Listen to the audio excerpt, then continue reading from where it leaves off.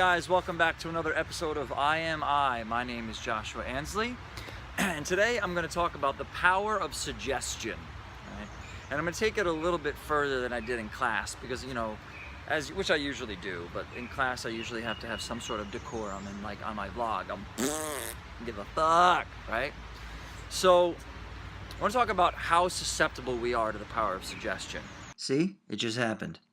Like from day one, from the moment that we're born, we are constantly being given suggestions, and we don't understand that these suggestions have really kept us and put us, or I'd say we allowed ourselves to be put into a prison, and a prison of our own minds. The best way to keep people slaves is to let them think they are free. Hear me again. The best way to keep slaves is to let the slaves think they are free. Don't be a fucking slave.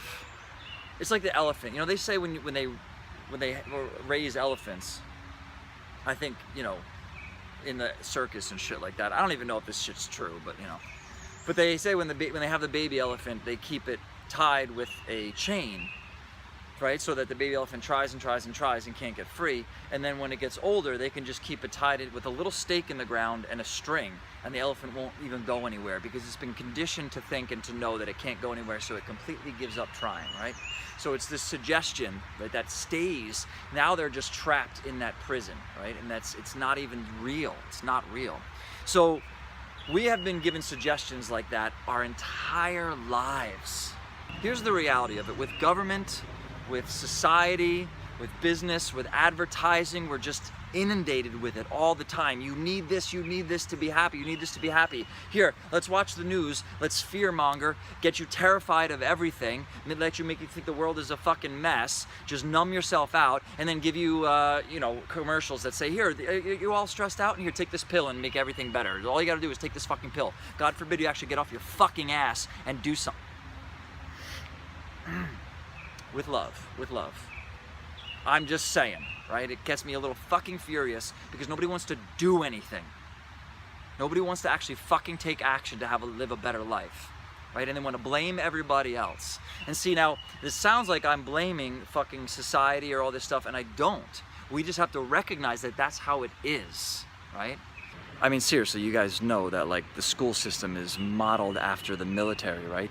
It's used psychologically to keep everybody in the space of obeying, right? So that they can set them up. It's specifically designed so that you can set up for factory workers with the breaks, and if you don't sit there and obey, if you don't learn like everybody else, then you have to take this medication because you're fucking flawed and you have this disorder that now we have to give you medication for, so you sit there and behave like everybody fucking else. It's goddamn ridiculous. If you know that you are whole, happy, fulfilled, and beautiful already, then they can't sell you anything.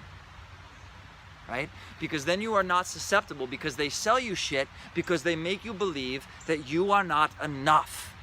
That's why we have these pictures, that's why we have supermodels, that's why we have all this shit, so that you can think that you're not enough, and that the product they are trying to sell you will make you enough. And all they have to do is fucking gently suggest. All they have to do is put up a picture with a fucking supermodel wearing something, and you go, ugh, I'm not enough. And me too. This is not about being, superior in any way ever. It really is never about that, right? So you have to understand the power of suggestion that is happening to us every single moment. And we have to be aware of the suggestions that are happening to us. Because we have to be aware in our relationships, in everything that we do, in who we're relating to, right? In that what is acceptable and what is not in our lives for us, right? With the people that we surround ourselves with. And we are naturally drawn, here's the thing in life, we are going to be naturally drawn to the people that have the same fucked up shit that we have, unless we've worked through our shit and gotten out of that. So now you're going to be surrounding yourself with the same suggestions that are telling you that this is okay or this is not okay, or it's not okay that he or she did that and that's fucked up and blah, blah, blah, blah, blah. When it's right, maybe that's not really the fucking case, right? So we have to start, the only answer that I know is to start looking inward. Is to really start that journey inward. Because if you know everything in the external world, all of it, every single God-blessed thing will change. It will end, it goes through the creation, maintenance, and destruction process, all of the manifest world. And if you are seeking your sense of stability and strength and love and all this stuff or whatever from something external, which is beautiful and wonderful, I'm not saying you can't have that as well, but if you are only seeking it there, you will inevitably, undeniably, irrefutably be disappointed, because it is not going to keep forever. It cannot. It's not the nature of this material world. But on the inside, here is a suggestion to you that you are powerful beyond your wildest fucking dreams, beyond your wildest imagination. If you only fucking knew how powerful you really are, right?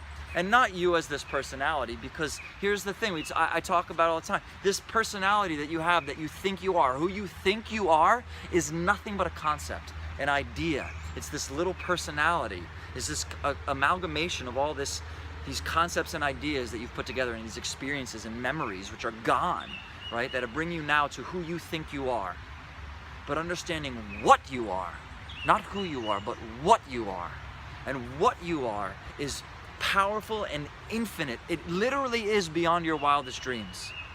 You want a life beyond your wildest dreams? Because your dreams are all part of your mind, right? It's all part of the mind. You are not the body. You are not the mind. I don't think that you can possibly even comprehend the ramifications of what that really means. That you are not your body, and you are not your mind, you are not your emotions, you are not the thoughts that you have. You are not who you think you are. So I want to suggest that to you. And as I said today in class, for a nominal fee, I will call your fucking ass up every goddamn day and tell you that you are infinitely, infinitely powerful beyond what you even understand yourself to be. So when we surrender this idea that we are this limited space, and it's not that it's a bad thing, in my opinion, right? Some people think the body is profane and then move on. Fine, if you need to fucking go that far with it, go with it, right? But I think life is beautiful. Life is amazing when we connect into that space.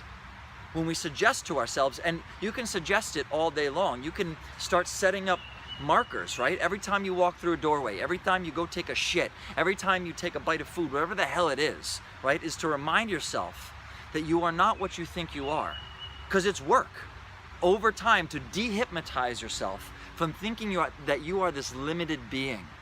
And when you do this over and over again, and you really do this work, see, nobody wants to do the actual work that it takes to get out of depression. And I'm not judging, and I get it, anxiety and depression, and some people are like, it's not for me to decide if you need fucking pills or not, all right? I can tell you that I've had complete mental breakdowns where I probably should have been taking pills, right? But I know that I did this fucking work of misery to work myself out of it. And I'm suggesting to you that if you do this work on a consistent, regular basis, like I spoke about last week, of the consistency of it, it will transform your life. When you actually recognize that you are not who you think you are, that you are not that mind, when you create some space between you and that mind, it's so fucked up, dude. You don't even know if you haven't done it. If you don't have a mindfulness practice, it will transform your life. And that is my suggestion to you, right? That today, that we start maybe just setting up so that we start bending our mind in that direction. Because right now, your mind rules you to get what you want, to get what it wants, sorry. The mind rules you to get what it wants. Instead of you operating the mind to live a fuller, more beautiful life, it is operating you. And you don't know it because it's who you think you are.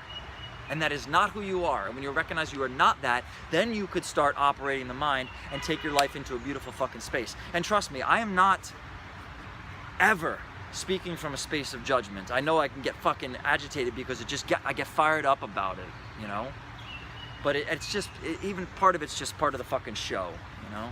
Hey, it's all just part of the fucking act of being like cursing and all that shit. Pay no attention to the man behind the curtain in the show.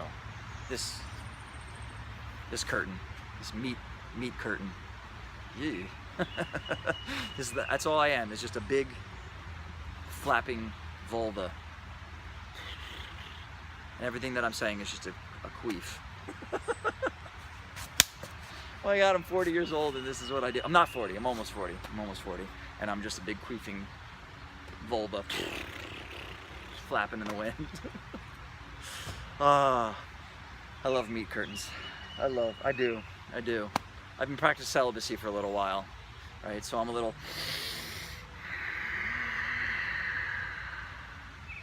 If I move my hips the wrong way, it's all over. Or if I move my hips the right way, you know what I mean?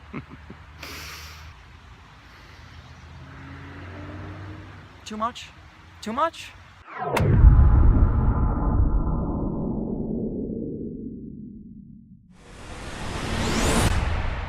What? Too much?